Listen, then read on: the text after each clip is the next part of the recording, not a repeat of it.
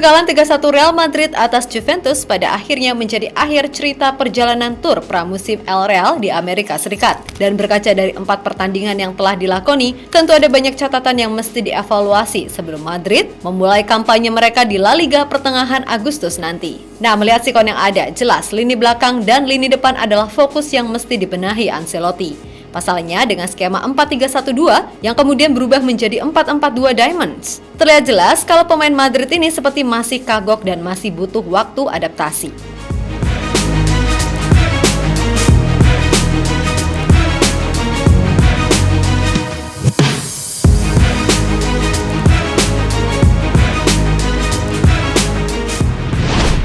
Real Madrid seolah berpacu dengan waktu untuk segera memperbaiki segala kekurangan mereka di pramusim. Maklum, dalam 4 pertandingan yang dilakoni, Los Blancos tercatat 2 kali menang dan 2 kali kalah. Masalahnya ini bukan soal hasil menang atau kalahnya, melainkan cara bermain anak asuh Ancelotti yang dinilai belum menemukan pattern yang jelas sepeninggalan Karim Benzema.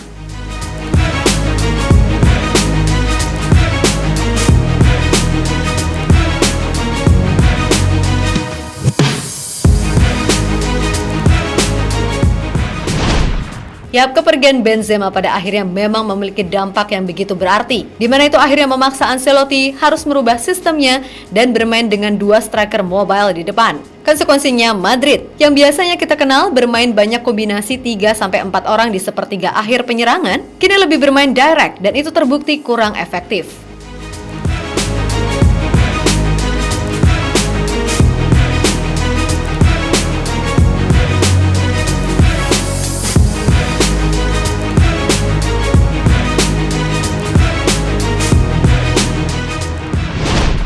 Yap, selain lini belakang yang mudah sekali jebol, lini depan jelas adalah masalah penting yang sampai saat ini belum ketemu solusinya. Hal itu lantaran Madrid tak punya goal getter kelas dunia sepeninggalan Benzema. Dan keberadaan Joselu jelas bukanlah solusi, mengingat tim seperti Madrid harus bersaing jadi juara di La Liga, Copa del Rey, dan UCL. Yap, sepanjang pramusim, efektivitas dan produktivitas Madrid harus diakui benar-benar payah. Saat menang 3-2 melawan Milan, memang mereka berhasil mencetak 3 gol. Tapi perlu diingat kalau 2 gol diantaranya dilesahkan melalui Valverde, yang notabene adalah gelandang. Lalu saat melawan MU, 1 dari 2 gol yang tercipta berasal dari Bellingham yang juga gelandang, di mana gol lainnya datang dari Joselu.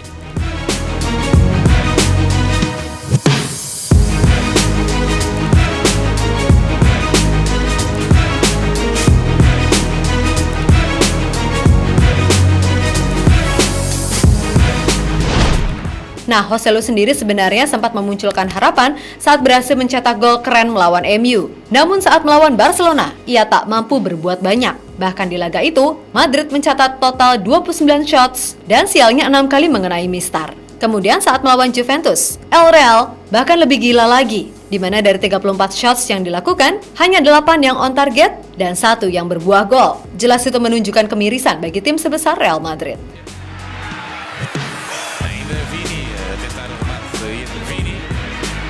Aqui é Vini, foi à procura do esquerdo para Vinícius, vai partir para cima Vinícius, a tentativa era de enganar Szczesny, mas o remate não saiu bem.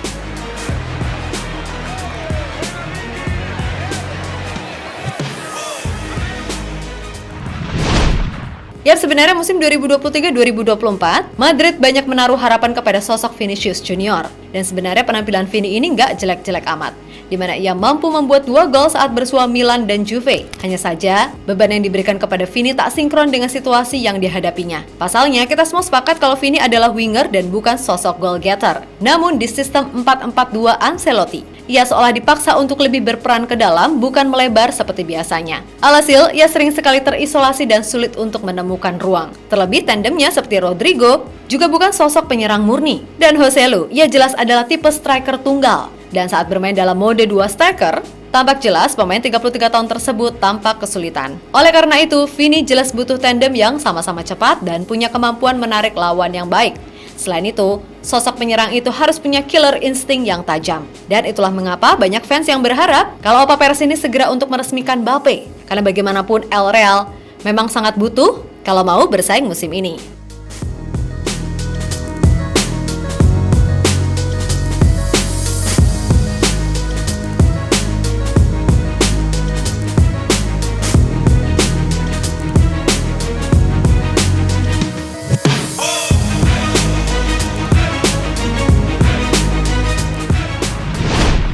Yap, dilihat dari sisi manapun, Mbappe ini adalah pemain yang paling cocok untuk bertandem dengan Vini di lini serang. Terlebih jika pada akhirnya Ancelotti tetap kekeh bermain dengan pola Diamonds, maka yaitu tadi tidak ada opsi lain selain Mbappe saat ini. Pasalnya Mbappe ini dinilai punya kemampuan extraordinary yang bisa membuat Vini jadi lebih dalam bermain. Meskipun di satu sisi tak sedikit yang khawatir kalau keduanya akan bentrok karena masalah ego. Namun bila itu teratasi, jelas barulah lini serang Madrid bisa dibilang lengkap. Karena yaitu tadi, stok penyerang saat ini cuman Joselu, sedangkan Vini, Rodrigo, Brahim Diaz, atau bahkan Arda Güler merupakan seorang winger.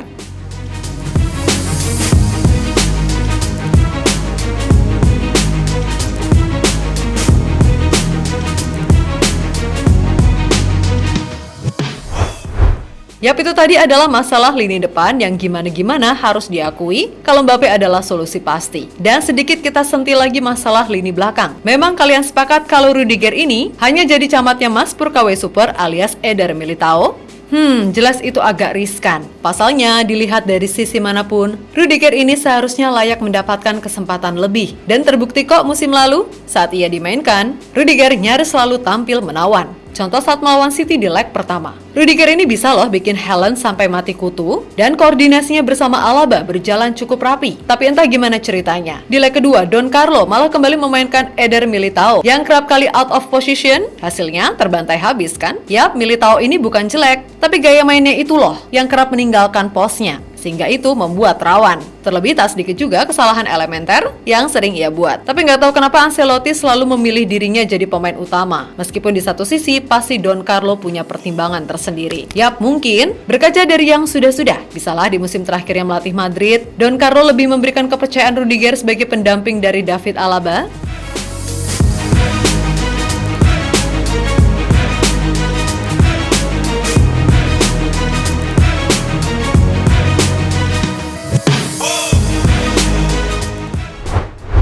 Nah, kini tinggal kita tunggu saja gimana evaluasi yang dilakukan. Dan buat fans Madrid yang budiman, kira-kira berapa persen nih kalian yakin kalau tim kesayangan kalian bisa bersaing? Tulis ya di kolom komentar, oke?